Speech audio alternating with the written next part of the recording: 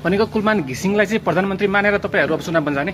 होइन, त्यसमा त दुईमतै छैन। यसमा छ र कुलमान घिसिङ भन्दा अर्को प्रधानमन्त्री उम्मेदवार कोही छ भन्ने त मलाई लाग्दैन। त्यसमा त तपाई आफै पनि प्रधानमन्त्री हुनुहुन्छ होइन। त्यसमा त फेरि मैले पनि भने, हेर्नुहोस्, एउटा कुरा त्यो रहर गर्ने कुरा त स्वाभाविक होला, अरूले जस्तो उडन ठाउँलाई कुरा गर्ने कुरा त स्वाभाविक होला, मै हुम भन्ने कुरा त स्वाभाविक होला।